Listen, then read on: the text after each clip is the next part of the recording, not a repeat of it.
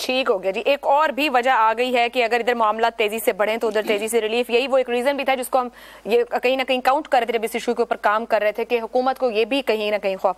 لیکن P T I ایک سیاسی حقیقت ہے, ظاہری بات ہے ان کے پرو اور اگینسٹ لوگ سوسائٹی میں موجود ہیں, اور جیسے ابصار صاحب نے مینشن کیا کہ اس کے پیچھے کام بھی ہے. ابصار صاحب, حکومت کو عملی کارروائی میں دقت ہے آپ کی نظر میں, دقت نہیں ہے, یا صرف اس پر ایک سیاسی بیانیہ کھڑا کر کے پہلے سیاسی فائدے پر زور ہے, باقی پھر جن کا معاملہ ہے وہ جانے اور پھر پی ٹی آئی جانے؟ دیکھیں بات یہ کہ پاکستان میں 9 مئی کے بعد ایک نیا پاکستان سامنے آیا. یہ وہ پاکستان نہیں تھا جو 9 مئی سے پہلے تھا, اور جو پاکستان کی نبض تھی اور جو حرارت تھی وہ 9 مئی سے پہلے جو تھی وہ اب 9 مئی کے بعد وہ نہیں ہے. اچھا, اب یہ جو حکومت ہے اس کے ہاتھ, وہ کہتے ہیں انے ہاتھ بٹیرا آنا, وہ آ گیا وہ, اور یہ اب اس بٹیرے کو چھوڑنا نہیں چاہتے کیونکہ کبے کو لاتراس آ گئی. 9 مئی سے پہلے یہ لوگ چھوٹے چھوٹے بھونوں کی طرح نظر آ رہے تھے, اب وہ ایک بڑا جن جو ہے وہ قابو آ گیا اور اس کو بند کر دیا گیا. اب ان کے قد بڑھنے ہیں تو ان کے قد بڑھنے کا ایک ہی طریقہ ہے کہ روزانہ اس جن کو گالیاں دیں, روزانہ اس جن کو لوگوں کو بتائیں کہ بڑا پیڑا ہے, بڑا برا ہے, بڑا برا ہے, اور اپنے جو قد ہے اس کو بڑھائیں. لیکن میرا ایک جو ابھی قطع کلامی کی معذرت, مگر ماضی میں یہی سیکھا نا پچھلے 5-7 سال میں لوگوں نے, جو پی ٹی آئی کے چیئرمین کرتے رہے وہ بھی یہی تھا کہ دوسرے کو گالی دے کر اور اس کے اوپر الزام تراشی کر کے آپ اپنا قد بڑا کرتے رہیں, ان کو پولیٹیکلی آؤٹ کریں, آپ کا قد ہو جائے. آج یہ ریپیٹ ٹیلی کاسٹ کر رہے ہیں وہی چیز جو ابصار صاحب بات کریں کہ سیکھ پھر نہیں ہے. نہیں, کیا اس طریقے سے کوئی آؤٹ ہوتا ہے سیاست, کیا بتاتی ہے؟ ایک قتل کی وجہ ایک اور قتل تو نہیں ہو سکتا, ٹھیک ہے نا, کہ ہم اس لیے قتل کر رہے ہیں کیونکہ ماضی میں بھی قتل ہوتے رہے.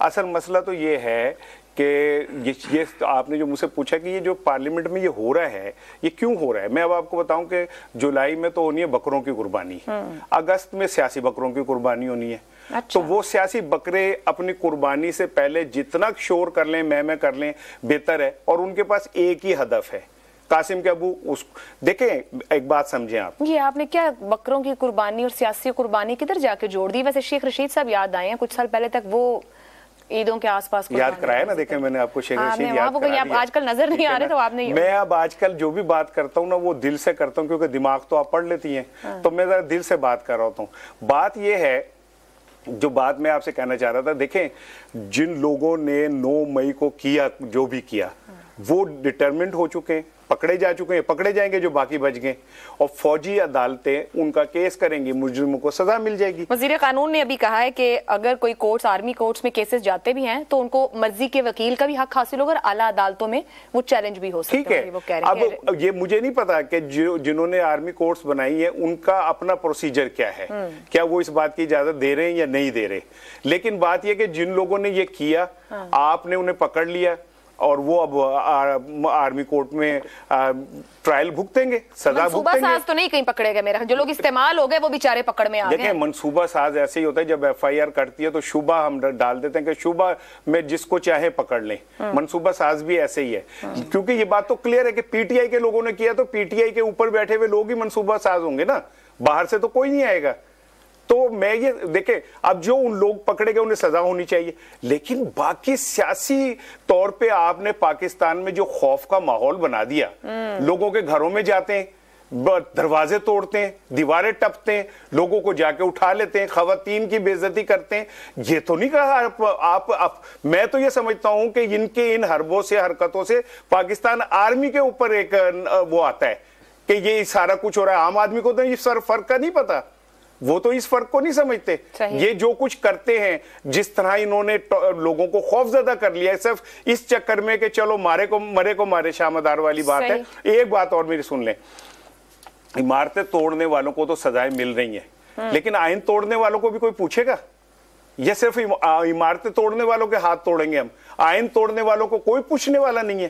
آج تک تو کسی حکومت نے نہیں پوچھا, کہیں پوچھنے کی کوشش کی گئی تو چلتے کرانے کا پورا پلان موجود ہوتا ہے. اب کیا بات آپ کر رہے ہیں, کیا معاملہ چھیڑ دیا ہے, کوئی پوچھے گا؟ بات یہ کہ یہی تو میں کہہ رہا ہوں کہ پھر اگر ہم پوچھنا تو حکومتوں نے ہے. ہاں, تو تبھی تو میں کہہ رہی ہوں, وہ تو صرف تقریریں کر رہے ہیں اور پریس کانفرنس کر رہے ہیں, ان کا تو اتنا ہی حال ہے. اگر قاتل ہی جج بن کے بیٹھ جائے گا तो फिर यही होगा जो कुछ हो रहा है।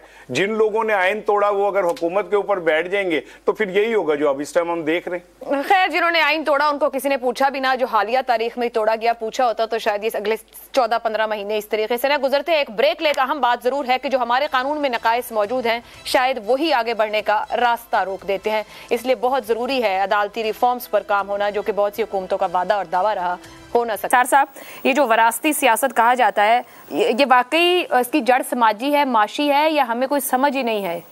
देखिए, एक आदमी दूसरे को बता रहा था, कहता मैं जंगल गया, आगे से शेर आ गया, तो उसने कहा फिर तू की किता, तो उसने कहा फिर मैं की करना सी, जो करना सी शेर ने करना सी। तो ये जो कायदीन है ना, ये सियासी जमातों के जंगल के शेर होते हैं, इनके हाथ में सारा कुछ होता है और ये कारोबार है। देखिए, मैं बड़े एहतियात से कह रहा हूँ, जिन्होंने सियासी कुर्बानियाँ दी मैं उनका दिल से एहतराम करता हूँ, लेकिन जो ये कहते हैं ना कि जो तकलीफें भी झेलते हैं, तो बॉर्डर पे जो स्मगलिंग करते हुए लोग पकड़े जाते हैं, मारे खाते हैं, गोलियां खाते हैं, वो भी अपने कारोबार के लिए फिर जिंदगी दाव पे लगा लेते हैं ना। आप अंदाज़ा करें कि मुफ्ती महमूद साहब, फजलुर रहमान साहब, फिर उनके बेटे बाचा खान, वली खान, फिर उनकी औलाद, भुट्टो, उनकी बेटी, दामाद, फिर नवासा, नवाज शरीफ, फिर उनका भाई, फिर उनका भतीजा, फिर उनकी बेटी, फिर उनका कूड़म। ये कौन सा कंटिन्यूटी, किस चीज का नाम जमहूरियत? आप अभी कह रही थी कि जो जमहूरियत की जो रूह है वो मुर्दा जमीर जमातों के अंदर कहाँ से जमहूरियत, तो मुल्क में कहाँ से जमहूरियत आएगी फिर? तो ये जमहूरियत कहाँ है जिसमें एक इलेक्शन के अंदर आप करोड़ों अरबों रुपए खर्च देते हैं? हाँ। वो कहां से जमहूरियत होगी? भूखे लोगों के ऊपर जो बैठे हुए रईस एलीट क्लास की एक जंग होती है। शहजाद साहब, क्या इंट्रा पार्टी इलेक्शन सियासी जमातों के कायदीन को अपनी सियासत के लिए खतरा महसूस होता है? नहीं जी, वो उनको यकीन है कि उनसे बेहतर कोई शख्स नहीं है जो अपनी जमात को लीड कर सकता है, तो इसलिए कोई खतरा हरगिज नहीं है। और जी हजूरी के कल्चर के अंदर उनको ज़रूरत ही नहीं है इस किस्म के किसी कदम की। वो बादशाहों की तरह अपने आप को ऊपर बिल्कुल तख्त पे बिठा के रखते हैं और नॉमिनेशंस करते हैं, कहते हैं तुम मेरे वज़ीर आज़म, तुम फलाना, तुम ये, तुम वो। तो ये काम इसलिए चलता है वहाँ पे।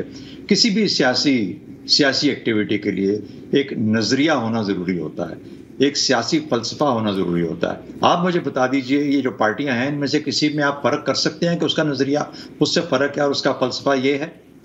किसी ज़माने में पीपल्स पार्टी के बारे में कहा जा सकता था, आज वो भी नहीं रहा। ये सब की सब पार्टियां एक ही तर्ज की हैं, एक ही तरह की हैं, एक ही तरह की रवायात रखती हैं। दूसरी बात, जब भी आप पार्टी बनाते हैं तंजीम होती है, तंजीम बनानी पड़ती है, इसीलिए ग्रास रूट्स तक जाते हैं। और फिर उसके बाद लीडरशिप डेवलपमेंट। जब लीडरशिप नहीं आप डेवलप करेंगे और सिर्फ खुद ही बादशाह बन के ऊपर बैठे रहेंगे तो कुछ नहीं हो पाता। चौथा, फिर उसके बाद जब ये फिर जमहूरी रवैयों की बात आती है, तो जहाँ पे ये सारा स्ट्रक्चर ही जमहूरियत के एंटीथीसिस है, उसके खिलाफ बना हुआ है, उसके जो रिक्वायरमेंट्स उसके खिलाफ बना हुआ है, तो पीछे रह क्या जाता है? अचार, अब जमहूरियत का अचार निकाल लें इनके अंदर से। 500 खानदान है इस पूरे मुल्क के अंदर, 500 खानदान आइडेंटिफाई हुए हैं। 1142 मेंबरान प्रोविंशियल नेशनल असेंबली के, वो हमेशा हर दफ़ा वही प्रोवाइड करते हैं 500 खानदान। कौन सी जमहूरियत है? क्या जमहूरियत है? जमहूरियत नहीं है, ये 500 खानदानों का तसल्लुत है इस मुल्क के ऊपर, जिन्होंने कब्जा किया हुआ रिसोर्सेज के ऊपर और तमाम चीज़ों के ऊपर। तो इसका अचार बना के खाया करें रोज़ाना और इस्टेब्लिशमेंट के गरारे सुबह शाम किया करें, इंशाल्लाह पाका होगा।